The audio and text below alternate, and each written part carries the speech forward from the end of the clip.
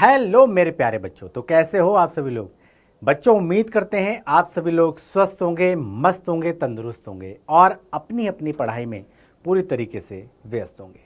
मैं मनमोहित, आपका हिंदी अध्यापक डाउट नट के इस बेहतरीन प्लेटफॉर्म पर सभी विद्यार्थियों का बहुत बहुत वेलकम करता हूं, स्वागत करता हूं। फटाफट से आ जाइए, हम लोग अपने नए अध्याय की तरफ बढ़ चुके हैं। जी हाँ बच्चों, आज करेंगे दिगंत भाग 2 बिहार बोर्ड और आज हमारा जो पाठ है वो है रोज। जी हाँ, रोज यानी कि प्रतिदिन, डेली। क्लियर। अब डेली क्या प्रतिदिन, डेली हम लोग उठते हैं, सुबह उठते हैं, ब्रश करते हैं, नहाते हैं, धोते हैं, एक्सरसाइज करते हैं। डेली की दिनचर्या यानी कि रोज किए जाने वाले कार्य क्या इस पाठ के माध्यम से ये बताने की बात करी जा रही है या फिर कुछ और। तो भाई यही पढ़ेंगे इस कहानी के माध्यम से कि भैया इस लेख में क्या कहा जा रहा है और भैया लेखक कौन है। भाई लेखक हैं सच्चिदानंद हीरानंद वात्स्यायन अज्ञे। क्लियर हो गया। तो अज्ञे जी की एक बेहतरीन कृति जिसके माध्यम से हम जानेंगे कि भाई इस पाठ के माध्यम से आखिर क्या मैसेज देने की बात कभी कह रहा है, लेखक कह रहा है। ठीक है, तो अज्ञे का पूरा नाम याद कर लीजिए, एग्जाम में आ जाता है कि भाई अज्ञे का पूरा नाम बताओ। तो हीरानंद वात्स्यायन, हीरानंद सच्चिदानंद हीरानंद वात्स्यायन अज्ञे इनका पूरा नाम है। ये नोट डाउन करके रखना। क्लियर हो गया। चलो, शॉर्ट में इनको अज्ञे बोला जाता है। क्लियर है। चलो कर देते हैं शुरुआत। तो आइए देखते हैं भाई पाठ में क्या है। तो भैया आज हम जो है लेखक का जीवन परिचय, उसके बाद पाठ का करेंगे सारांश, प्रश्न उत्तर होंगे और साथ में कुछ बहुविकल्प के प्रश्न भी होंगे। क्लियर है, बात समझ में आ गई। कर दें शुरुआत। चलो जी कर देते हैं शुरुआत। फटाफट से पेन उठाओ, कॉपी उठाओ और हमारे साथ लग जाओ। क्या करने के लिए? मेहनत करने के लिए। जी हाँ बच्चों, बिना मेहनत के भाई आप सोचो कि भाई परीक्षा में अच्छे परिणाम, अच्छे अंक अर्जित कर सकते हैं, तो भैया इम्पॉसिबल, ऐसा नहीं होता। बिना मेहनत के भाई इस दुनिया में किसी इंसान को कुछ नहीं मिला है आज तक। क्लियर है। आपसे सिर्फ इतना कहा जा रहा है कि भाई पेन और कॉपी के साथ बैठो, चाहे ऑनलाइन क्लास हो, ऑनलाइन लेक्चर देख रहे हो, वीडियो देख रहे हो, कोई भी किसी भी सब्जेक्ट के बारे में पढ़ाई कर रहे हो, पेन के साथ बैठो, कॉपी के साथ बैठो। क्यों? होता क्या है, जो पढ़ा रहा होता है शिक्षक, टीचर जो पढ़ा रहा होता है, कब कौन सी बात समझ में आ जाए किसी को नहीं पता। और वो समझी गई बात अगर पेपर पे नोट डाउन हो जाए तो आपके मेमोरी में हमेशा के लिए फिट हो जाती है। ये उन बच्चों के लिए खासकर बहुत ज़्यादा यूजफुल है जो बच्चे कहते हैं जी हमें याद नहीं होता। क्लियर है, लिख कर याद करो, ज़रूर याद होगा। छोटे छोटे नोट्स बन जाते हैं। ये नोट्स आपके परीक्षा में बड़े काम के होते हैं। जी हाँ बच्चों, आपसे किसी को से कुछ नोट्स मांगने की आवश्यकता नहीं होती है, आपके पास खुद के नोट्स तैयार होते हैं। क्लियर हो गया। लिखने से लिखावट सुंदर होती है, लिखने से स्पीड बनती है और लिखने से क्या होता है भाई, जो स्पीड के अभाव में आप प्रश्न छोड़कर आते हो, ये इसका जो मूल समस्या वो क्या है, वो है स्पीड का ना होना। क्लियर हो गया। तो आज अभी इसी समस्या से छुटकारा पाओ, वरना आगे जाके जब कंपटीशन की तैयारी करोगे तो आपको बहुत परेशानी होने वाली है। क्लियर है, बात समझ में आ गई। चलो जी कर दें शुरुआत। चलो जी कर देते हैं शुरुआत। इससे पहले आप सभी बच्चों से एक रिक्वेस्ट और करना चाहेंगे, वीडियो को ज़्यादा से ज़्यादा शेयर करो, ज़्यादा से ज़्यादा शेयर करो, लाइक करो, चैनल सब्सक्राइब करो, ताकि भाई ज़्यादा से ज़्यादा लोगों को इसका बेनिफिट हो सके। क्लियर है। चलो तो जीवन परिचय से शुरुआत करते हैं। भाई हिंदी के आधुनिक साहित्य में प्रमुख स्थान रखने वाले साहित्यकार हैं सच्चिदानंद हीरानंद वात्स्यायन अज्ञे। क्लियर है। अज्ञे शॉर्ट में बोला जाता है, इतना लंबा चौड़ा नाम है इनका, सच्चिदानंद हीरानंद वात्स्यायन अज्ञे। क्लियर है, तो शॉर्ट में ही बोल देते हैं अज्ञे। एक प्रमुख स्थान रखते हैं हिंदी साहित्य के अंदर और जन्म इनका 7 मार्च 1911 को हुआ था। क्लियर है, 7 मार्च 1911 को ये जन्मे थे। कहाँ? कुशीनगर उत्तर प्रदेश, कस्या नामक स्थान पे इनका जन्म हुआ था। वैसे इनका मूल निवास था करतारपुर यानी कि पंजाब। क्लियर है, वहाँ से ये उत्तर प्रदेश आ गए और फिर यहीं पर उनका लालन पालन हुआ, शिक्षा दीक्षा हुई। क्लियर है, आगे की पढ़ाई यहीं हुई। इनकी माता का नाम था वयंती देवी और पिता थे इनके हीरानंद शास्त्री। क्लियर है, जो कि एक प्रख्यात पुरातत्ववेत्ता थे। अज्ञे जी की प्रारंभिक शिक्षा लखनऊ में घर पर ही हुई। क्लियर है, घर पर भी इनकी शिक्षा दीक्षा हुई। स्टार्टिंग में मैंने पहले भी बताया था, कई सारे पिछले टाइम के अंदर हमारे पास संसाधन नहीं हुआ करते थे, तो लोग घर पर ही अपनी पढ़ाई सुचारू रूप से किया करते थे। लखनऊ में इनकी घर पर पढ़ाई हुई। 1925 में इन्होंने पंजाब विश्वविद्यालय से मैट्रिक तथा फिर 1927 में मद्रास क्रिश्चियन कॉलेज से इंटर किया। क्लियर है। अब इसके बाद 1929 में फॉर्मन कॉलेज लाहौर पंजाब में इन्होंने बीएससी किया और फिर लाहौर से इन्होंने एमए। उस वक्त हिंदुस्तान पाकिस्तान का बंटवारा नहीं हुआ था। ठीक है जी, हिंदुस्तान पाकिस्तान का बंटवारा नहीं हुआ था तो भैया क्या लाहौर, क्या कराची, है ना, क्या इस्लामाबाद, ये सब हिंदुस्तान के अंदर ही थे। क्लियर हो गया, बात समझ में आ गई। चलो आज की डेट में ये पाकिस्तान में है। क्लियर है। तो लाहौर से इन्होंने एमए किया, अंग्रेजी पुबार किया। क्रांतिकारी आंदोलनों में भाग लेने तथा गिरफ्तार हो जाने के कारण इनकी पढ़ाई जो थी वो बीच में ही रुक गई। वे क्रांतिकारी विचारों के थे। क्रांतिकारी आंदोलनों में बढ़ चढ़कर इन्होंने हिस्सा लिया कि हर व्यक्ति उस वक्त आज़ादी का दीवाना था, आज़ादी का मतवाला था। हर कोई व्यक्ति अपने अपने हिसाब से, चाहे वो कोई लेखक हो, चाहे वो कोई शिक्षक हो, क्लियर है, चाहे कोई भी व्यक्ति हो, छोटा हो, बड़ा हो, अमीर हो, गरीब हो, अनपढ़ हो, शिक्षित हो, हर कोई व्यक्ति आज़ादी के इस आंदोलन में अपना पार्टिसिपेशन कर रहा था, यानी कि भाग ले रहा था। क्लियर है। जिस वजह से इनकी गिरफ्तारी हुई, जिनको जेल जाना पड़ा और इसके बाद भाई इनकी पढ़ाई बीच में रुक गई। इनका व्यक्तित्व बड़ा ही प्रभावशाली था और ये सुंदर व गठीले शरीर के स्वामी थे, हष्ट पुष्ट थे और बहुत ही कहते हैं ना डील डॉल जो था, इनका बड़ा ही गठीला शरीर था और इनका स्वभाव एकांत प्रिय, अंतर्मुखी था तथा ये एक अनुशासन प्रिय व्यक्ति थे। क्लियर है। अनुशासित थे और व्यक्ति को जीवन में अनुशासन का उसके जीवन में होना बहुत ही आवश्यक होता है। क्लियर है।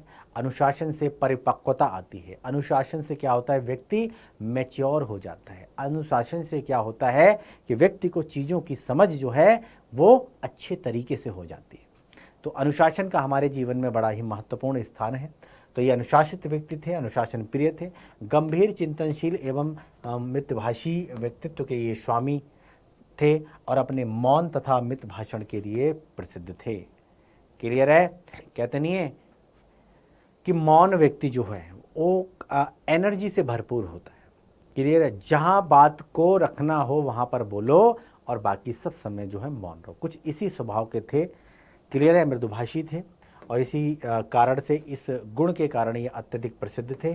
पिताजी का तबादला बार बार होते रहने के कारण इन्हें परिभ्रमण का संस्कार बचपन में ही मिल गया था। क्लियर। एक स्थान से दूसरे स्थान, दूसरे स्थान से तीसरे स्थान, तो क्या है भैया, जहाँ जहाँ तबादला होता था वहाँ वहाँ फैमिली चली जाती थी। तो पिताजी के साथ जब जाते थे तो इस तरीके से बचपन से ही जो है परिभ्रमण करने के लिए मिल गया था इनको। ये संस्कार बचपन से ही थे। घूमना फिरना इनको बहुत पसंद था और इन्हें संस्कृत, अंग्रेजी, फारसी, तमिल आदि कई भाषाओं का अच्छा ज्ञान हो चुका था। क्लियर है। ये बागवानी, पर्यटन आदि के अलावा कई प्रकार के पेशेवर कार्यों में दक्ष थे। बागवानी किया करते थे, पर्यटन के क्षेत्र में अधिक रुचि थी। इन्होंने यूरोप, एशिया, अमेरिका सहित कई देशों की साहित्यिक यात्राएं भी की थी। क्लियर है। अपने इसी गुण के कारण ये यूरोप गए, एशिया के कई कंट्रीज़ में इनका जाना हुआ, अमेरिका जैसे देशों में इन्होंने साहित्यिक क्रियाएं, यात्राएं जो हैं वो की हैं। लोग इन्हें बुलाते थे। क्लियर। चलो, अज्ञे जी की साहित्यिक अकादमी, भारतीय ज्ञानपीठ, मुगा यानी कि युगोस्लाविया का अंतर्राष्ट्रीय स्वर्णमाल आदि पुरस्कार इनको प्राप्त हुए हैं। देश विदेश के कई विश्वविद्यालयों में इन्हें विजिटिंग प्रोफेसर के रूप में आमंत्रित किया गया। विजिटिंग प्रोफेसर का मतलब जानते हो, एक होती है परमानेंट जॉब, यानी कि किसी कॉलेज में प्रोफेसर के रूप में नियुक्ति कर दिया जाए। एक होता है अस्थाई रूप से नियुक्ति, यानी कि वो परमानेंट नहीं होता है। एक होता है विजिटिंग प्रोफेसर, यानी कि जब आपकी ज़रूरत होगी तब आपको लेक्चर के लिए यूनिवर्सिटी में बुलाया जाएगा। तो कई सारी यूनिवर्सिटी के अंदर देश विदेशों में ये विजिटिंग प्रोफेसर के रूप में जाया करते थे। इन्होंने पत्रकारिता के क्षेत्र में कई महत्वपूर्ण पत्र पत्रिकाओं आदि में कार्य किया। क्लियर है। एज ए जर्नलिस्ट, इंग्लिश में बोलते हैं जर्नलिस्ट, यानी कि पत्रकार भी थे और अनेक पत्र और पत्रिकाओं में इनको कार्य करने का अवसर मिला, जैसे कि सैनिक आगरा, विशाल भारत कोलकाता, प्रतीक प्रयाग, दिनमान दिल्ली, नया प्रतीक दिल्ली, नवभारत टाइम्स ये नई दिल्ली से प्रकाशित होता है। क्लियर है।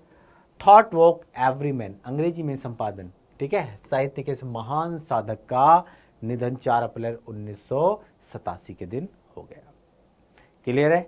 रचनाओं और कृतियों की बात की जाए तो भाई अज्ञेय जी अद्भुत प्रतिभा के स्वामी थे। इन्होंने 10 वर्ष की अवस्था से ही कविता लिखना आरंभ कर दिया था। 10 वर्ष की अबोध आयु में क्या होता है, अबोध बालक ही तो होता है, और इन्होंने कविताएं लिखना स्टार्ट कर दिया। सोचिए कितनी विलक्षण प्रतिभा के धनी थे। वहीं बचपन में ही खेलने के उद्देश्य से इंद्र सभा नामक नाटक लिख दिया इन्होंने। खेल खेल में ही नाटक लिख दिया इन्होंने, बताइए, इंद्र सभा नामक। और ये घर में एक हस्तलिखित पत्रिका आनंद बंधु निकालते थे। क्लियर है। हस्तलिखित यानी अपने हाथ से ही जो है लिखा करते थे, और उस पत्रिका का नाम था आनंद बंधु, जो अपने घर से ही प्रकाशित कर दिया करते थे। इन्होंने सन 1924-25 में अंग्रेजी में एक उपन्यास लिखा इंग्लिश में, और 1924 में ही इनकी पहली कहानी इलाहाबाद की स्काउट पत्रिका सेवा में प्रकाशित हुई। क्लियर है। इनकी सबसे पहली कहानी जो थी 1924 में, क्लियर, इलाहाबाद की एक स्काउट पत्रिका में प्रकाशित हुई, और इसके बाद इन्होंने नियमित रूप से लेखन कार्य प्रारंभ कर दिया। इसके बाद ये कंटिन्यूसली जो थे, इन्होंने परमानेंट जो है वो लिखना आरंभ कर दिया। शौक से शुरुआत हुई, और फिर ये धीरे धीरे कंटिन्यूटी में आ गए, यानी कि इन्होंने लगातार लिखना स्टार्ट कर दिया। इनकी प्रमुख रचनाएं निम्नलिखित हैं, जिसमें कि कहानी संकलन की बात करी जाए तो विपथगा, जयदोल, ये तेरे प्रतिरूप, छोड़ा हुआ रास्ता, लौटती पगडंडियां आदि, ये इनकी कहानी संकलन है। बात अगर उपन्यास की जाए, बात उपन्यास की किया जाए, बहुत ही अच्छे उपन्यासकारों में इनकी गिनती होती है। शेखर एक जीवनी, प्रथम भाग 1941 में, द्वितीय भाग 1944 में। क्लियर। नदी के द्वीप ये 1952 में प्रकाशित हुआ उपन्यास, और अपने अपने अजनबी 1961 विद सन के साथ प्रकाशित यहाँ पर बताया जा रहा है। तो आपको जैसे मान लें यहाँ पे क्वेश्चन भी आ जाएगा, जैसे कि मान के चलिए अपने अपने अजनबी ये कब प्रकाशित हुआ, तो 1961 में प्रकाशित, इस तरीके से लिख सकते हो। क्लियर। नाटककार के रूप में इन्होंने छवि बनाई, तो नाटक यानी उत्तर प्रदर्शनी 1967 में ये प्रदर्शित हुआ। ठीक है भाई, चलो लिखा इन्होंने।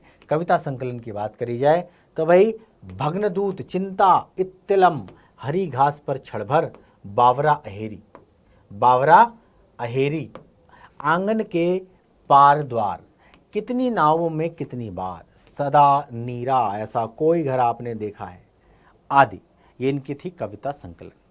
यात्रा साहित्य की भी बात करेंगे। यहाँ पर यात्रा साहित्य की बात करें तो भाई अरे यायावर रहेगा याद 1953 में है, एक बूंद सहसा उछली 1961 में।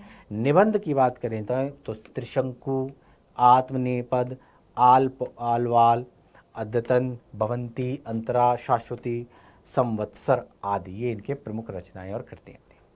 क्लियर है। रचनाएं और कृतियाँ हमेशा याद रखना, एग्जाम के अंदर जरूर आती है। क्लियर हो गया। चलो आगे बढ़ें। चलो, ये एक छोटा सा संक्षिप्त परिचय था अज्ञेय के बारे में। हर लेखक के बारे में आपको पता होना चाहिए। हर लेखक, लेखिका, कवि, कवित्री के जीवन परिचय से आपको अवगत होना अति आवश्यक है। कितनी जितना पाठ जरूरी है, उतना ही जरूरी जो है वो पाठ लेखक, लेखिका, कवि, कवित्री का जीवन परिचय। क्लियर हो गया। आगे बढ़ें। अब चलते हैं पाठ के सारांश पर, यानी कि रोज पाठ का सारांश क्या कहता है। क्लियर है। कहानी किसकी है? कहानी का जो मुख्य केंद्र बिंदु है वो है मालती। एक लड़की है मालती, और मालती जो है, यानी कि जो लेखक हैं कहानी का जो है यहाँ पर लेखक और मालती के बीच में दूर का संबंध है। क्या संबंध है? कि रिश्तेदारी, दूर की रिश्तेदारी में ये लोग भाई बहन के संबंध में बंधे हुए हैं। क्लियर है। तो बचपन में खेला करते हैं, बचपन में किस तरीके का व्यवहार होता है, खेलना बोलना। तो बचपन में जो मालती थी बड़ी ही चंचल स्वभाव की थी। क्लियर है। कहते थे अरे पढ़ लिख के क्या करेंगे, है ना। तो चंचल स्वभाव की थी और हंसना गुदगुदाना ये सब जो है इस तरीके का। और एक व्यक्ति का जब शादी हो गई, शादी के बाद कई अरसे के बाद जब है जो मालती जो है वो मिलती है, भाई बहन जब आपस में मिलते हैं तो वो अवाक रह जाता है कि मालती के जीवन में इतना परिवर्तन, है ना, कि चेहरे से हवाइयाँ उड़ी हुई हैं, चेहरे बच्चों की देख रेख में पति के इर्द गिर्द जी है वो घूम रही है, उसका अपना कोई व्यक्तित्व नहीं है, उसकी अपनी कोई पहचान ही नहीं रहेगी, है ना। तो बचपन में और शादी के बाद में क्या अंतर आया, उसी के इर्द गिर्द ये जो ताना बाना बुना गया है इस कहानी के माध्यम से। तो आइए समझते हैं कहानी का सारांश। तो कहानी के पहले भाग में मालती द्वारा अपने भाई के औपचारिक स्वागत का यहाँ पर उल्लेख किया गया, यानी कि कई वर्ष के बाद दोनों मिलते हैं, क्लियर है। तो वो क्या कर रही है मालती, अपने भाई का औपचारिक स्वागत कर रही है, क्लियर है। कोई गेस्ट आता है तो हम लोग करते नहीं करते हैं, उसी तरीके से कई सालों के बाद मिलते हैं और वो उसका स्वागत करती है अपने भाई का, जिसमें कोई उत्साह नहीं है, क्लियर। एक तो होता है कि गर्मजोशी के साथ क्या, अरे सर क्या बात है, देखते ही शायद ही चहक जाना, एकदम गले लगा लेना, और उसके बाद है ना इधर उधर की बातें करना, ये पानी लो, मतलब कहने का मतलब ये औपचारिकता है, सिंपल सी चीज़ है, सिर्फ औपचारिकता निभा रही है कि घर में कोई आया है, हाँ जी आइए बैठिए, बस उसके बाद अपने कामों में लग जाना, क्लियर। तो इसमें कोई उत्साह नहीं है, कोई उमंग नहीं है, बल्कि कर्तव्य पालन है। जैसे नहीं कोई व्यक्ति आया है तो भाई आ गया है तो उसको भगा तो दोगे नहीं, है ना। तो इसके अंदर सिर्फ कर्तव्य पालन की औपचारिकता मात्र है और कुछ नहीं है। इसमें उत्साह नहीं है, उमंग नहीं है, जोश नहीं है, जुनून नहीं है। वो अतिथि का कुशल क्षेम तक नहीं पूछती। सोचो, है ना, हमारे घर में कोई आया है तो हम पूछते हैं और जी कैसे हो, कहाँ से आए हो, है ना, इतनी दोपहरी में लो पानी पियो और बताओ घर में कैसे हैं, सब कुशल मंगल तो है। ये क्या है, ये एक औपचारिकता है जो हम लोग निभाते हैं। तो वहां पर वो कुशल क्षेम तक नहीं पूछती, बताइए, पर पंखा अवश्य चला देती है ना। आया है भाई गर्मी में तो पंखा चला दिया, उसके प्रश्नों का संक्षिप्त उत्तर देती है, केवल हूँ हाँ में।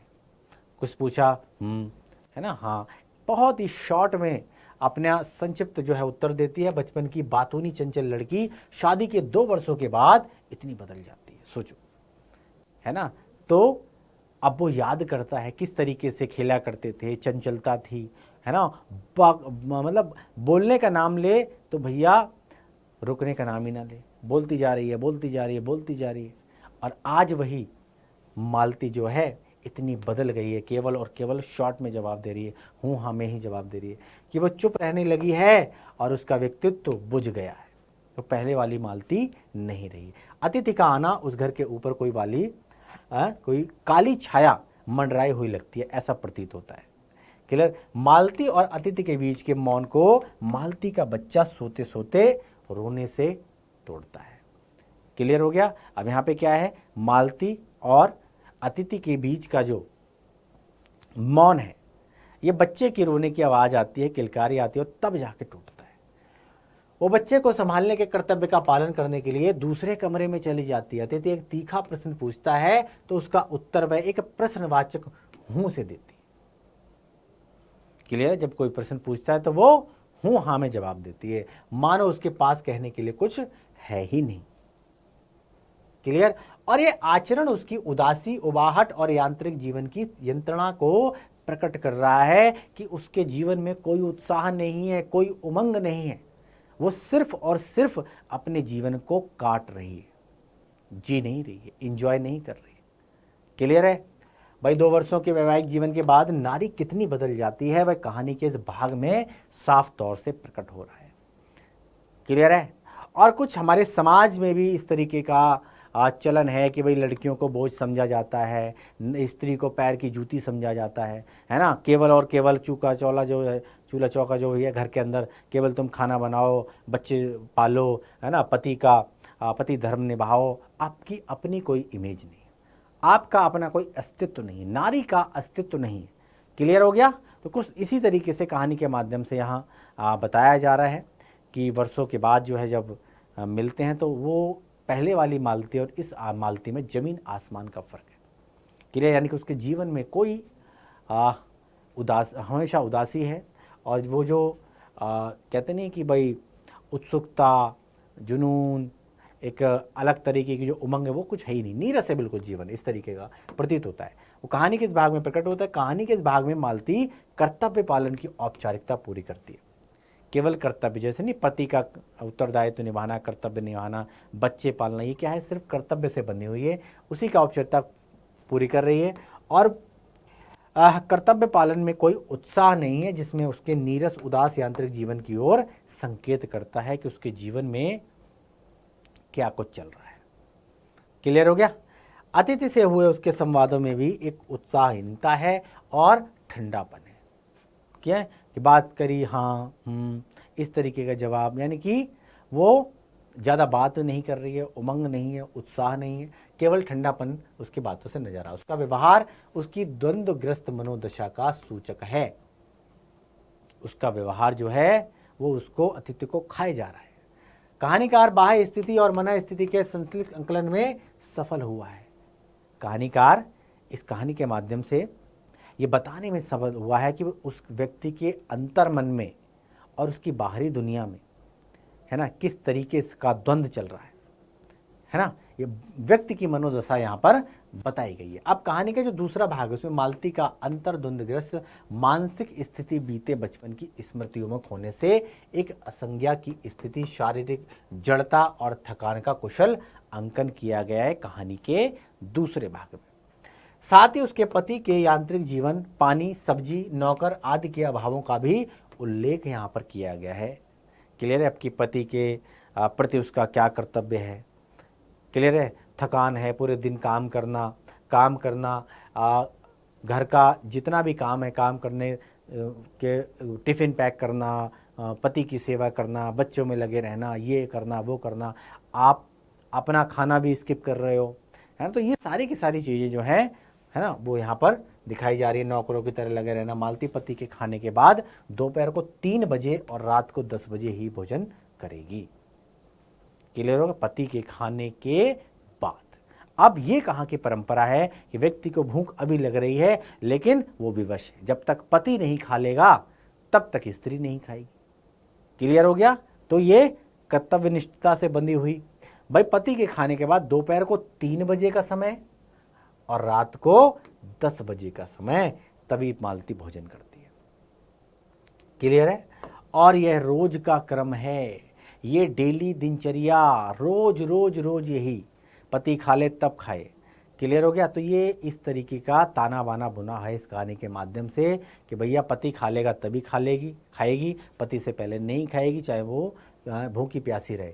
दोपहर को 3 बजे और रात के 10 बजे, ये डेली का दिनचर्या है, डेली का क्रम है। बच्चे का रोना, मालती का देर से भोजन करना और पानी का नियमित रूप से वक्त पर ना आना। क्लियर है। बच्चों में लगे रहते हैं, अपना खाना छोड़कर, क्लियर है, अपनी इच्छाएं छोड़कर बच्चों को पालने में लगी है। एक स्त्री का अस्तित्व यहाँ पर धूमिल सा प्रतीत हो रहा है। क्लियर हो गया। क्लियर हो गया। वक्त पे पानी का आना, वक्त पर ना आना। क्लियर हो गया। कभी आया कभी नहीं आया, पानी आया, बड़ी समस्या है, बड़ी समस्या है। पानी भी भरना है, बच्चा भी देखना है। क्लियर हो गया। पति को भी देखना है। पति का सवेरे डिस्पेंसरी जाकर दोपहर को लौटना और शाम को फिर डिस्पेंसरी में रोगियों को देखना, ये सब कुछ मालती के जीवन की सूचना देता है। क्लियर। ये दैनिक जीवन यानी कि डेली रूटीन था। क्लियर। डिस्पेंसरी जाना, फिर वापस आना, फिर शाम के टाइम फिर जाना। क्लियर। और ये बताता है कि समय काटना उसके लिए कठिन हो रहा है, समय बहुत ज़्यादा कठिन है उसके लिए। और इस भाग में मालती महेश्वर अतिथि के बहुत कम क्रियाकलापों और अत्यंत संक्षिप्त संवादों के अंकन से पात्रों की बदलती मानसिक स्थितियों को यहाँ पर प्रस्तुत किया गया। क्लियर। चलो, अब जिससे यही लगता है कि लेखक का ध्यान बाह्य दृश्य के बजाय अंतर्दृश्य पर ज़्यादा केंद्रित है। क्लियर है। बाहर की जो दुनिया है वो दिखा रहा है, उससे कहीं ज़्यादा उस स्त्री के अंतर मन को टटोलने का प्रयास किया जा रहा है, अंतर्दृश्य पर फोकस किया जा रहा है। क्लियर हो गया इस कहानी के माध्यम से। कहानी के तीसरे भाग में महेश्वर की आंतरिक दिनचर्या, अस्पताल के एक जैसे ढर्रे रोगियों की टांग काटने या उसके मरने के नित्य चिकित्सा कर्म का पता चलता है, पर अज्ञेय का ध्यान मालती के जीवन संघर्ष को चित्रित करने पर केंद्रित। अज्ञेय का ध्यान पूर्ण रूप से जो है किस पर है कि उसके मन में क्या चल रहा है, उसकी मनोदशा क्या है। उसकी मनोदशा को बहुत ही सुंदर तरीके से, मार्मिक तरीके से यहाँ पर प्रस्तुत किया है। महेश्वर और अतिथि बाहर पलंग पर बैठकर गपशप करते रहे और चांदनी रात का आनंद लेते रहे, पर मालती घर के अंदर बर्तन मांजती रही। उसे कोई मतलब नहीं है ना, उसकी खुशियों की किसी को कोई परवाह नहीं है। वो लगी है केवल और केवल अपने कर्तव्य से बनी हुई है। क्लियर है? बर्तन मांजती रही क्योंकि यही उसकी नियति है, यही उसकी दिनचर्या है, यही रोज का काम है। क्लियर हो गया? बच्चे का बार बार पलंग से नीचे गिर पड़ना और उस पर मालती की चिड़चिड़ी प्रतिक्रिया, मानो पूछती है वह बच्चे को संभाले या बर्तन मले। अक्सर है ना, एक जो नॉर्मल परिवार है अक्सर इससे रिलेट करना। क्लियर है? लेडीज़ की यही खींच होती है, यही खींच होती है कि बच्चे पाले या अपना काम करें। बच्चा बार बार गिर रहा है, अब वो सोच रही है बच्चे को उठाऊं, बर्तन साफ करूं। क्लियर हो गया? किसे क्या क्या काम करूं। क्लियर हो गया? अब ये काम नारी को ही क्यों करना पड़ता है, मेरी मत्थे क्यों मढ़ दिया गया है सारा काम, क्या यही उसकी नियति है? इस अचानक प्रकट होने वाली जीवन इच्छा के बावजूद कहानी का मुख्य स्वर चुनौती के बजाय समझौते का और मालती की सहनशीलता का है। तो क्या कर रही है, उसके समक्ष जो चुनौतियां पेश आ रही उन चुनौतियों का मुकाबला कर रही है। क्लियर हो गया? और कहीं ना कहीं अगर देखा जाए तो उसने इन सब चीज़ों से समझौता कर लिया है, कॉम्प्रोमाइज़ कर लिया कि अब तो यही मेरी दुनिया है, यही मेरा संसार है, अब तो यही मुझे करना है। क्लियर? तो ये क्या है, समझौता कर लिया है, अपनी खुद की पहचान भुला दी गई है, अपने खुद की कोई पहचान नहीं उसकी। क्लियर हो गया? बात समझ में आ गई? चलो भाई। और सहनशीलता, इस नारी तो सहनशीलता की मूर्त होती है ना, सब कुछ सहती है लेकिन मुंह से उफ तक नहीं करती। यही नारी का अस्तित्व है, यही नारी का वजूद है। और इसमें नारी जीवन की विषम स्थितियों का कुशल आकलन किया गया है। बच्चे की चोटें भी मामूली बात है क्योंकि वह रोज़ इन चोटों को सहती रहती है और रोज़ की ध्वनि कहानी में निरंतर गूंजती रहती है। बच्चे की तो चोट कुछ नहीं है, वो तो ये चोट रोज़ सहती है जो उसके मन पर अमिट छाप छोड़ रखी है।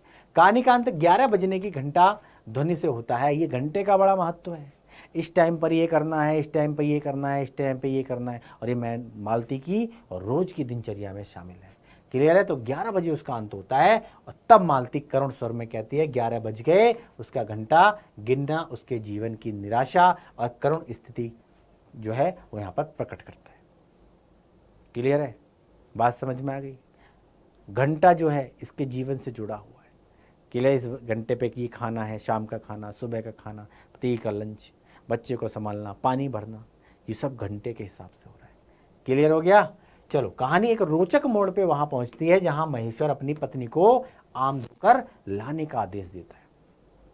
कहानी उस रोचक मोड़ पर पहुंचती है। वो आम लेकर आता है। आम जो होते हैं वो किसमें, अखबार में लपेटे हुए होते हैं, और वो आदेश देता है क्या, धोकर लाने के लिए। तो आम एक अखबार के टुकड़े में लिपटे हैं। जब वो अखबार का टुकड़ा देखती है तो उसे पढ़ने में तल्लीन हो जाती है। क्लियर हो गया?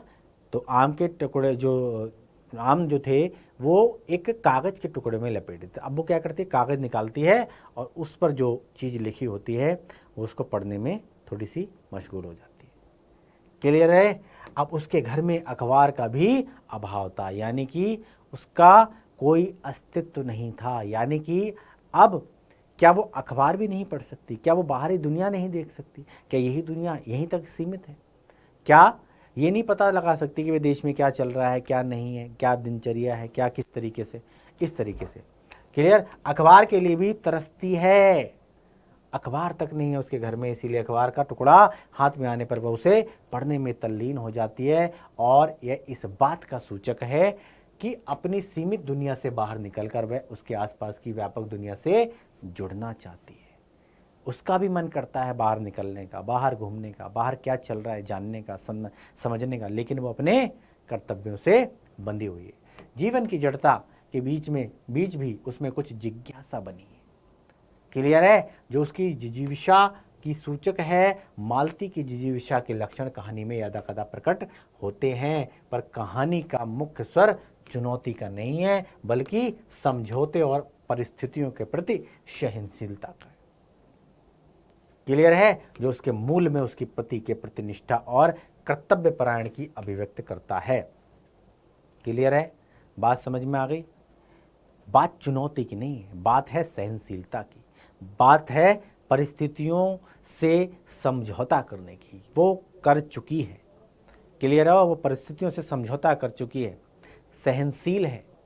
क्लियर है? अपने कर्तव्यों से बंधी हुई है, अपने पति के प्रति, अपने बच्चे के प्रति, अपने घर के प्रति। वह भी परंपरा सोच की शिकार है, जो इसमें विश्वास करती है कि उसके जीवन का सच है। क्लियर है? अब इससे इतर वो सोच भी नहीं सकती। क्लियर? इस जिस प्रकार से समाज के सरोकारों से वह कटी हुई है, उसे रोज का अखबार तक सीमित नहीं, जिससे अपने उबाऊपन जीवन से 2 क्षण निकालकर बाहर की दुनिया में क्या कुछ घटित हो रहा है उससे जुड़ने का मौका मिल सके। क्लियर? इतना भी समय नहीं है कि भाई अखबार पढ़ ले, उसका भी अभाव है, ताकि वो इन सब चीज़ों से निकल के वो ये भी देख सके कि भाई दुनिया में चल क्या रहा है, जीवन में हो क्या रहा है। क्लियर है? बाहरी दुनिया में क्या है। ऐसी स्थिति में एक आम महिला से अपने अस्तित्व के प्रति चिंतित होकर सोचते उसके लिए संघर्ष करने अथवा उबाऊ जीवन से उबरने हेतु तो जीवन में कुछ परिवर्तन लाने की उम्मीद ही नहीं बची। अब तो कोई उम्मीद ही नहीं बची, केवल संघर्ष करे जा रही है। क्लियर? परिस्थितियों से समझौता कर लिया है, कॉम्प्रोमाइज़ कर लिया है। यही उसकी दुनिया है, यही उसका संसार है। क्लियर है? उसका खुद का अस्तित्व कहीं खो गया है। क्लियर हो गया? तो ये क्या है? इस स्थिति के माध्यम से, कहानी के माध्यम से, इस पाठ के माध्यम से एक स्त्री की स्थिति की मनोदशा का यहाँ पर वर्णन किया जा रहा है। क्लियर है? एक बच्ची, एक स्त्री जो छोटी बचपन में कभी हंसा करती थी, बोला करती थी, मुस्कुराया करती थी, है ना, अटखेलियाँ किया करती थी, शरारतें किया करती थी, और आज वो टोटल जो है बदल गई है। क्लियर है? आज न उसके मन में कोई उत्सुकता है, उत्साह है, उमंग है। क्लियर है? उसने अपने जो परिस्थितियां हैं उससे क्या कर लिया है? समझौता कर लिया है। और देश में आधे से ज़्यादा आबादी स्त्रियों की जो है वो आज यही स्थिति प्रकट करती है। उन्हें बोलने नहीं दिया जाता, समाज में कुछ करने का अधिकार नहीं है, सिर्फ और सिर्फ किचन तक सीमित रखा जाता है, बच्चों तक सीमित रखा जाता है, घर तक सीमित रखा जाता है। उसकी अपनी खुद की पहचान नहीं है, वो पति पर डिपेंड है, बच्चों पर डिपेंड है। क्लियर? उसका अस्तित्व कहीं खो गया है। चलो भाई, आप कुछ प्रश्न और उत्तर कर लेते हैं। पहला प्रश्न क्या बना यहाँ पर? मालती के घर का वातावरण आपको कैसा लगा, और अपने शब्दों में यहाँ पर लिखना है। तो किस तरीके से इसका उत्तर मिल दिया जाएगा? तो कहानी के प्रथम भाग में ही मालती के यंत्रवत जीवन की झलक मिल जाती है, जब वह अतिथि का जो स्वागत, जो गेस्ट आता है, जो उसका मुंह वाला भाई होता है, दूर का रिश्तेदार ही है। क्लियर? तो उसका स्वागत बड़े ही नीरस तरीके से करती है, केवल औपचारिकता बस। क्लियर? अतिथि उसके दूर के रिश्ते का भाई है, जिसके साथ वह बचपन में खूब खेलती थी, पर बरसों बाद आए भाई का स्वागत उत्साहपूर्वक नहीं कर पाती, बल्कि जीवन की अन्य और औपचारिकताओं की तरह एक और औपचारिकता निभा रही है कि भाई अतिथि आया है, चलो ठीक है जी, आ गए, बैठो। नेचुरल तरीके से जो चल रहा है, केवल औपचारिकता, खाना पूर्ति जिसको बोलते हो। हम देखते हैं कि भाई मालती अतिथि से कुछ नहीं पूछती, बल्कि उसके प्रश्नों के संक्षिप्त उत्तर देती है, केवल हूं और हाँ में।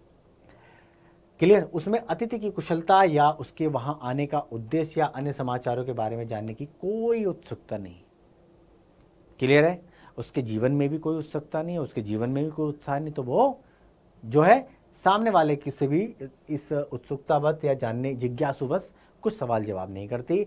यदि पहले कोई उत्सुकता, उत्साह, जिज्ञासा किसी बात के लिए उत्कंठा भी थी, तो वह 2 वर्षों के वैवाहिक जीवन के बाद शेष नहीं। अब तो सब कुछ मर गया है, कहते नहीं, इच्छाएं खत्म हो चुकी हैं, कुछ नहीं बचा जीवन। ऐसा कुछ मालती के साथ है। विगत 2 वर्षों में उसका व्यक्तित्व बुझ गया है, और जिसे उसका रिश्ते का भाई भांप लेता है, वो देख लेता है बहन को क्या कष्ट है। जो बातूनी थी, जो लड़ाई करती थी, बात बात पे झगड़ा करती थी, है ना, अटखेलियाँ किया करती थी, वो आज कितनी शांत है। इसके पता चलता है इसके मन में क्या चल रहा है। इसके जीवन में कितना बड़ा बदलाव आ रहे, अंतर ही अंदर ही अंदर जो है वो किस उधेड़ बुन में है, किस तरीके से उसने समझौता कर लिया है, कॉम्प्रोमाइज़ कर लिया अपनी ज़िंदगी के साथ। उसके वैवाहिक जीवन की उत्साहहीनता, नीरसता और यांत्रिकता का ही यहाँ पर सूचक है। यह एक विवाहित नारी के अभाव में घुटते हुए पंगु बने व्यक्तित्व की त्रासदी का चित्रण किया गया है। यह एक नारी के सीमित घरेलू परिवेश में बीतते उबाऊ जीवन का यहाँ पर चित्र किया है कि ऐसे बहुत सारी, मालती की तरह बहुत सारी ऐसी महिलाएं हैं जिनके जीवन में कोई उत्साह नहीं, कोई उमंग नहीं। क्लियर, इनको यही नहीं पता कि दीन दुनिया में चल क्या रहा है। क्लियर, उनका अपना कोई अस्तित्व नहीं। चलो भाई अगला प्रश्न चलते हैं कि दोपहर में उस सूने आंगन में पैर रखते ही मुझे ऐसा जान पड़ा मानो उस पर किसी शाप की छाया मंडरा रही हो। और ये कैसी शाप की छाया है, वर्णन कीजिए। क्लियर, उत्तर में लिखेंगे जब लेखक दोपहर के समय मालती के घर पहुंचा तो उसे ऐसा प्रतीत हुआ कि मानो वहां किसी शाप की छाया है। यह शाप की छाया उस घर में रहने वाले लोगों के बीच अपनेपन तथा प्रेम भाव का न होना। अपनापन है ही नहीं, प्रेम कहीं दूर दूर तक दिखाई नहीं दे रहा है। क्लियर, वहां रहने वाला परिवार एक ऊब भरी, नीरस भरी और निर्जीव जिंदगी जी रहा था। माँ को अपने इकलौते बेटे के चोट लगने तथा उसके गिरने से कोई पीड़ा नहीं हो रही थी। अंदर से टूट चुकी थी, मर चुकी थी, खीज है, क्षुब्ध है, परेशान है, अंतर्द्वंद जो है अंदर ही अंदर जो है उसे खाए जा रहा है। क्लियर है। और इसी प्रकार एक पति को अपने कामकाज में से इतनी भी फुर्सत नहीं कि वो अपनी पत्नी के साथ कुछ समय बिता ले, प्रेम की दो बातें कर ले, उसका हालचाल पूछ ले। क्लियर है। तो कहीं ना कहीं लोग अपने अपने काम में व्यस्त हैं, केवल कंप्रोमाइज है, यहाँ पे समझौता है और कुछ नहीं है। प्रेम तो दूर दूर तक नहीं है इस रिश्ते में, और इस कारण उसे एकाकी जीवन जीना पड़ता है। इस प्रकार यह शाप पति, पत्नी और बच्चे तीनों को ही भुगतना पड़ रहा है। क्लियर है। एक लगाव होता है, एक अटैचमेंट होता है, एक पुत्र का पुत्री के साथ, है ना, माँ का अपने बच्चे के साथ, क्लियर, पिता का अपने पुत्र के साथ, पत्नी का अपनी पत्नी के और पत्नी का अपने पति के साथ। क्लियर हो गया। वो कहीं दूर दूर तक दिखाई नहीं दे रहा है। चलो अगला प्रश्न है, लेखक और मालती के संबंध का परिचय पाठ के आधार पर दें। लेखक और मालती, लेखक और मालती के बीच एक घनिष्ठ संबंध है और मालती लेखक की दूर के रिश्ते की बहन है, लेकिन दोनों के बीच मित्र जैसे संबंध हैं। क्लियर है। दोनों बचपन में इकट्ठे खेलते थे, लड़ते थे, पिटते थे, पीटते थे एक दूसरे को। दोनों की पढ़ाई भी साथ ही हुई थी। उनका रिश्ता सदा मित्रतापूर्ण रहा है। वह कभी भाई बहन या बड़े छोटे के बंधन में नहीं बंधे, एक मैत्रीपूर्ण संबंध रहा। क्लियर हो गया, बात समझ में आ गई। तो ये है दोनों के बीच में संबंध। अब आगे बढ़ते हैं अगले प्रश्न पर। मालती के पति महेश्वर की कैसी छवि आपके मन में बनती है? कहानी में महेश्वर की उपस्थिति क्या अर्थ रखती है, क्या बताती है? महेश्वर की छवि आपने बतानी है, अपने विचार प्रकट करने हैं। तो कहानीकार आगे ने महेश्वर की नियत कर्म का जो संक्षिप्त चित्र प्रस्तुत किया है उससे पता चलता है कि वो रोज सवेरे डिस्पेंसरी जाता है, दोपहर को भोजन करने और कुछ आराम करने के लिए आता है, शाम को फिर डिस्पेंसरी जाकर रोगियों को देखता है, मरीजों को। क्लियर हो गया। उसका जीवन भी रोज एक ही ढर्रे पर चलता है, रोज। इसीलिए कहानी का शीर्षक यहां पर दिया गया है क्या? रोज। ये सब रोज होता है, डेली होता है, पर डे होता है। क्लियर है। एक यांत्रिक जीवन की यंत्रणा पहाड़ के एक छोटे स्थान पर मालती का पति भी भोग रहा है, और पति भी इससे अनभिज्ञ नहीं है। पति भी जो चीज मालती भोग रही है वही चीज पति भी भोग रहा है। क्लियर। यांत्रिक जीवन के संतरास के शिकार सिर्फ बड़े शहरों के ही लोग नहीं है, पहाड़ों के एकांत में उसके शिकार मालती और महेश्वर भी है।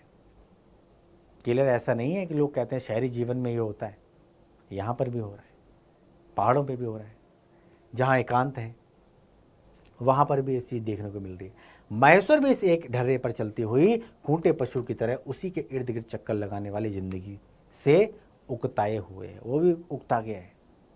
कहानी के महेश्वर एक कटा हुआ पात्र है। कहानी में क्या है? महेश्वर एक कटा हुआ पात्र, परंतु जब कहीं भी कहानी में उपस्थित होता है तो उसकी उपस्थिति माहौल को तनावपूर्ण और अवसाद ग्रस्त बनाती है। उसकी बदलती मनोस्थिति वातावरण को और अधिक नीरस और उबाऊ बना देती है। एक तो जीवन पहले ही नीरस है और जैसे उसकी एंट्री होती है और ये और नीरस और उबाऊ बना देती है। अगला है गैंग्रीन। क्या है गैंग्रीन? गैंग्रीन जो है वो एक खतरनाक रोग है। पहाड़ियों पर रहने वाले व्यक्तियों पैरों में कांटा चुभता, ये जो आम बात है, नेचुरल चीज़ है। कांटा चुभ जाते हैं, परंतु कांटा चुभने के बाद बहुत दिन तक छोड़ देने के बाद व्यक्ति पाँव को जख्मी कर लेता है। क्लियर है? और इस जख्मी का पैर का शक्ल अख्तियार कर लेता है, जिसकी इलाज मात्र पाँव का काटना है। क्लियर है? गैंग्रीन क्लियर हो गया? कांटा लगने के बाद वो धीरे धीरे एंड में क्या होता है, अगर उसका सही तरीके से उपचार ना किया गया है तो भैया पैर काटना पड़ता है। इतना खतरनाक रोग है। क्लियर है? कभी कभी रोग से पीड़ित रोगी की मृत्यु भी हो जाती है। क्लियर है? तो इतना खतरनाक रोग है। अगला प्रश्न बना, कहानी से उन वाक्यों को चुने जिनमें रोज शब्द का प्रयोग हुआ है। उन वाक्यों को चुनना है जिसमें रोज शब्द का प्रयोग हुआ है। तो सर्वप्रथम कहानी का शीर्षक रोज है। पहले तो रोज कहानी का शीर्षक ही है। अब इसके अलावा कई स्थानों पर रोज शब्द का प्रयोग हुआ है।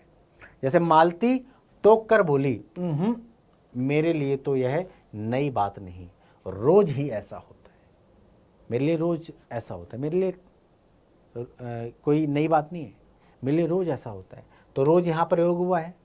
क्यों पानी को क्या हुआ, रोज ही होता है, तो रोज यहाँ पर भी इस्तेमाल हुआ। कभी वक्त पर आता ही नहीं, ये तो रोज की कहानी है। मैं तो रोज ऐसी ही बातें सुनती हूँ। रोज रोज रोज, यहाँ पर रोज का शब्द हुआ है, प्रयोग हुआ है। मालती का जीवन अपनी रोज की नियत गति से बहा जा रहा था और एक चंद्रिका के लिए, एक संसार के लिए रुकने को तैयार नहीं था। मालती ने रोते हुए शिशु को मुझसे लेने के लिए हाथ बढ़ाते हुए कहा, इसको चोटें लगती ही रहती हैं, रोज का काम है, ये तो रोज गिरता है, रोज का काम है, ये कोई नई बात नहीं है, रोज गिरता है। तो इस कहानी में जहाँ जहाँ रोज का प्रयोग हुआ, वहाँ पर शब्द का प्रयोग हुआ है, वहाँ आपको बताना है। क्लियर हो गया? कहानी का शीर्षक ही रोज है। आशय स्पष्ट करें, मुझे ऐसा लग रहा था कि इस घर पर जो छाया घिरी हुई है वह अज्ञात रहकर भी मानो मुझे वश में कर रही है। मैं भी वैसा ही नीरस निर्जीव सा महसूस कर रहा हूँ, जैसे घर जैसे मालती। क्लियर हो गया? कहते नहीं है, एनर्जी को अट्रैक्ट करती है। क्लियर है? अगर आपके सामने कोई जिज्ञासु व्यक्ति है, उत्सुकता व्यक्ति है ना, और आपसे इधर उधर की बातें करे, तो आपके मन में भी जिज्ञासा जो है प्रबल होगी, आपके मन में भी उत्सुकता जो है पैदा होगी।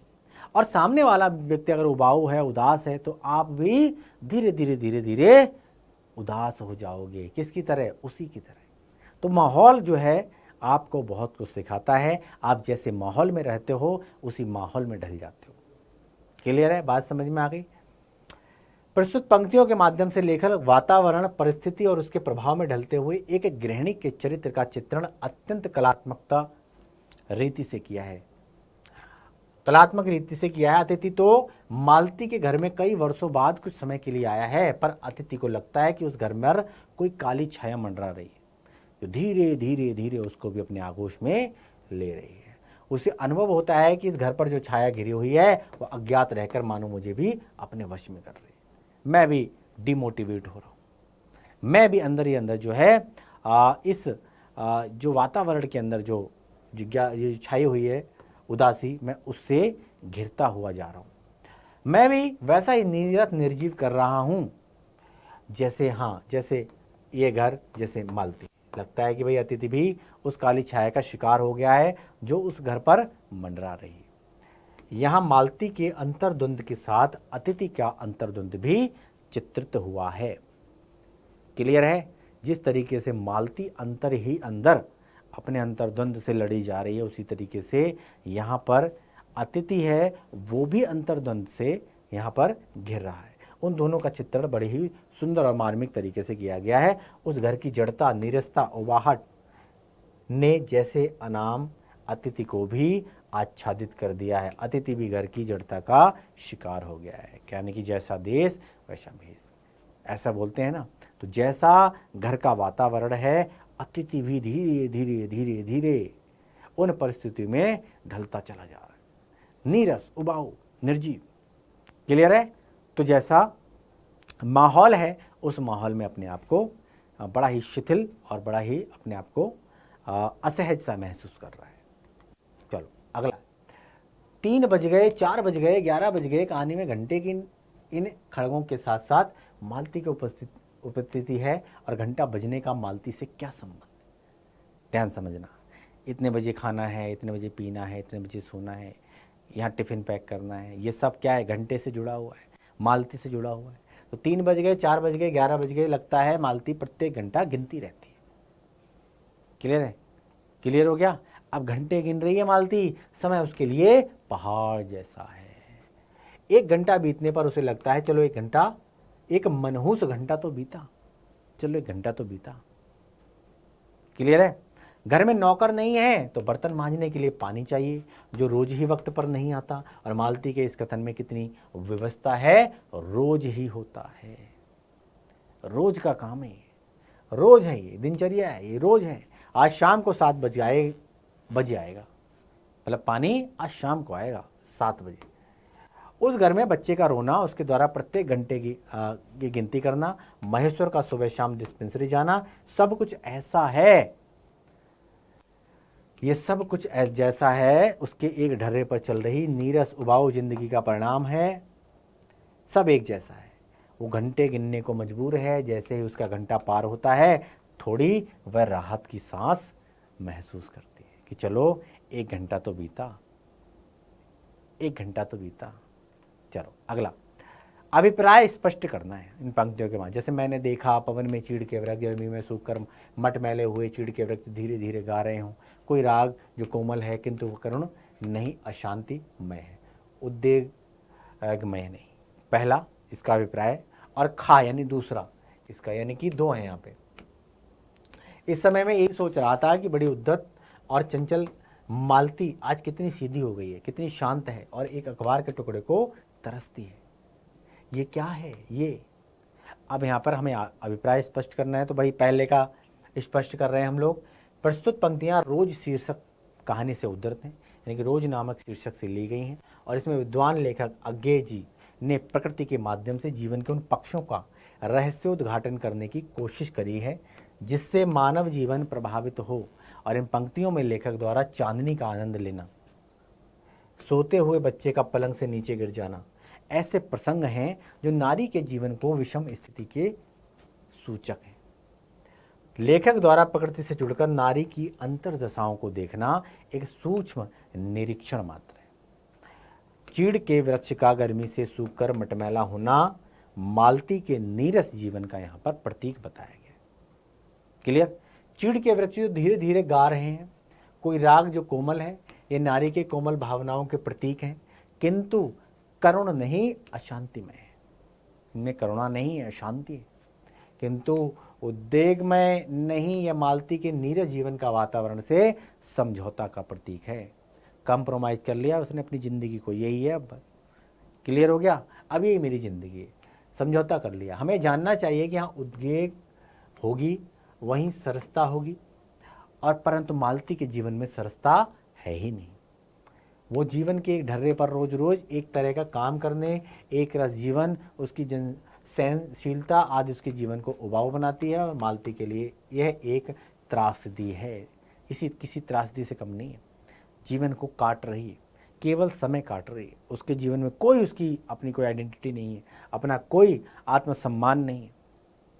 वो सिर्फ उबाऊ जिंदगी जी रही है, जहाँ नारी की आशा आकांक्षा सब एक घुटन भरी जिंदगी में कैद हो जाती है। नारी के जीवन में जो राग रंग होने चाहिए यहाँ कुछ नहीं है। यहाँ दुख की स्थिति यह है कि घुटन भरी जिंदगी को सरल बनाने के बजाय उससे समझौता कर लिया। यही उसके अशांति का कारण है। मालती को अपना जीवन मात्र घंटों में दिखाई देता है। चलो 1 घंटा बीत गया, राहत की सांस ली, चलो 1 घंटा तो बीता। क्लियर? तो घंटों में दिखाई देता है उसे अपना जीवन। घंटों से छूटने का प्रयास करने के बजाय उससे निकलने पर थोड़ी राहत महसूस करती है। परंतु घंटे के फिर आगे आ जाने पर नीरस हो जाती है। यही राग है जो कोमल है किंतु करुण नहीं, अशांतिमय है। मालती की विशा जो है यदा कदा प्रकट होती है, जो समझौते और परिस्थिति के प्रति सहनशीलता का है। इसके मूल में उसकी पति के प्रति निष्ठा और कर्तव्य परायणता को अभिव्यक्त करती है। वह भी परंपरागत सोच की शिकार है, जो उसमें विश्वास करती है कि यही उसके जीवन का सच है।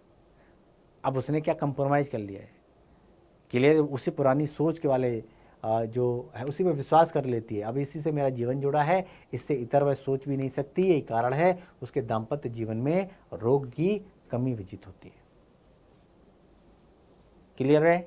चलो अगले दूसरे का हम करेंगे। तो दूसरी पंक्तियां, प्रस्तुत पंक्तियां जो है प्रतिष्ठित साहित्यकार अज्ञे द्वारा रचित रोज शीर्षक से ली गई हैं। प्रस्तुत पंक्तियों के माध्यम से लेखक मालती के बचपन के दिनों को याद करता है कि मालती कितनी चंचल लड़की हुआ करती थी। जब हम स्कूल में भर्ती हुए थे तो हम हाजिरी हो चुके के बाद चोरी से क्लास से भाग जाया करते थे।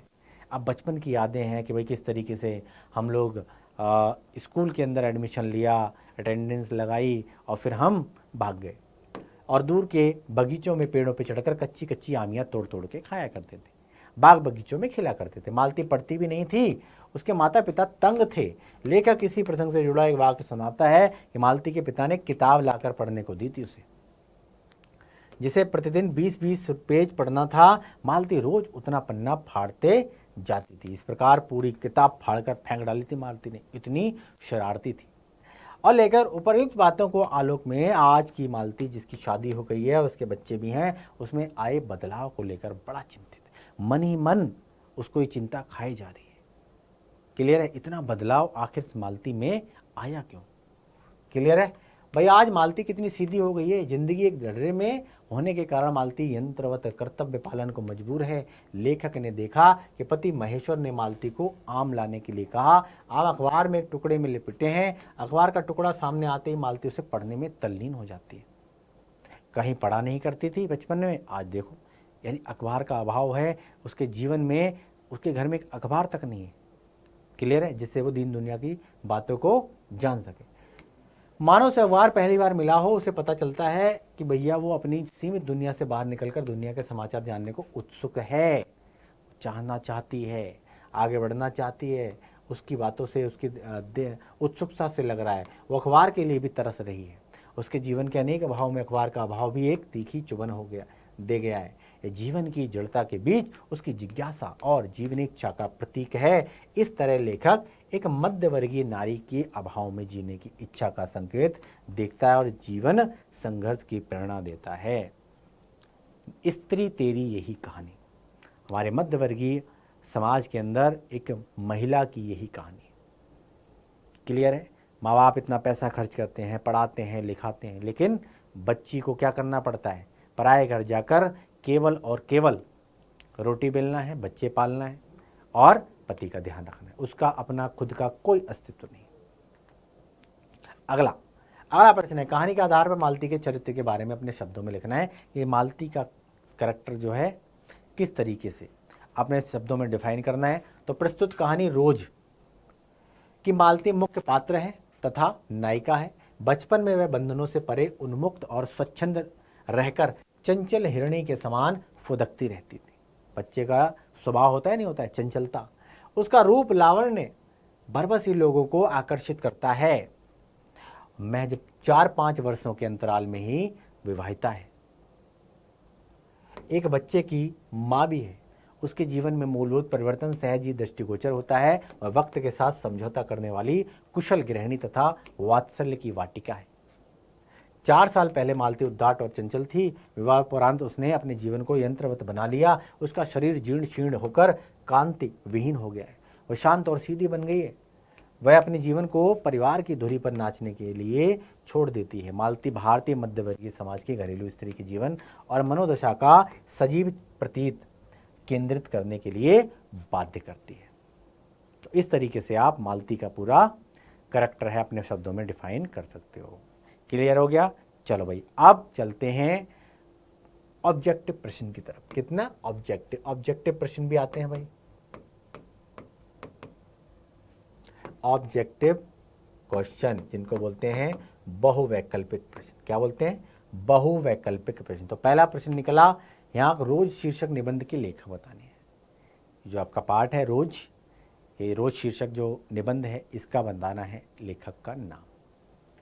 नामवर सिंह है, अज्ञेय है, मोहन, राकेश या उदय प्रकाश। तो भाई खा यानी कि B is the right answer, Agyeya. Hiranand Vatsyayan, Sachchidanand Hiranand Vatsyayan Agyeya, इनका पूरा नाम। आगे, अज्ञेय का जन्म कब हुआ था? तो अज्ञेय का जन्म 7 मार्च 1911 का, यानी ए इज द राइट आंसर। अगले प्रश्न पर चलें। चलो, अज्ञेय हिंदी के अलावा किस भाषा के जानकार थे? तो भाई हिंदी के अलावा संस्कृत भाषा के जानकार थे। आगे, भारतीय ज्ञानपीठ द्वारा अज्ञेय को कौन पुरस्कार मिला था? तो भारतीय ज्ञानपीठ द्वारा भारतीय ज्ञानपीठ पुरस्कार से सम्मानित किया गया था। क्लियर है? ये रहे कुछ ऑब्जेक्टिव प्रश्न। चले भाई, तो भाई आज का इस अध्याय की भाई यही समाप्ति होती है। इसी के साथ हम लोग मिलेंगे अगले लेक्चर में, अगले वीडियो में, एक नई एनर्जी के साथ, एक नए अध्याय के साथ। तब तक मुझे दो इजाज़त और आप बने रहो डाउटनेट के साथ। नमस्कार, जय हिंद।